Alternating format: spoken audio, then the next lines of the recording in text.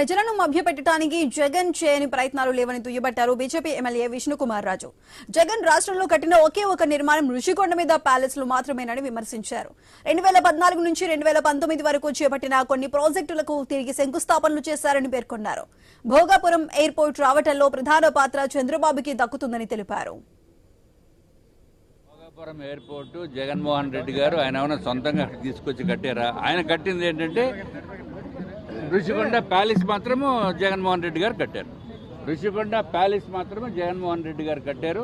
అది అంతకుముందు సామాన్యుడికి అందుబాటులో ఉంటూ ఏపీ టీడీసీ నిర్వహిస్తున్న ప్రదేశంలో మొత్తము సర్వనాశనం చేసేసి ఇప్పుడు ఆయన ప్యాలెస్కి మాత్రం కట్టారు జగన్మోహన్ రెడ్డి గారు.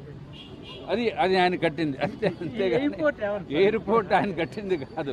ఎయిర్పోర్టు ఈయనకి జగన్మోహన్ రెడ్డికి ఏంటంటే జగన్మోహన్ రెడ్డి గారికి అలవాటు, అంతకుముందు ఏదైతే ఇదివరకు గౌరవనీయులైన చంద్రబాబు నాయుడు గారు అదానీ వారికి ఇచ్చారో, ఏదో ఎస్ఈజెడ్లో ఐటీ పార్క్ కింద నిర్మించడానికి అదానీకి ఇచ్చారో, ఆ ఇచ్చిన దాంట్లో 2014 నుంచి 18వ సంవత్సరం మధ్యలో ఇచ్చారు.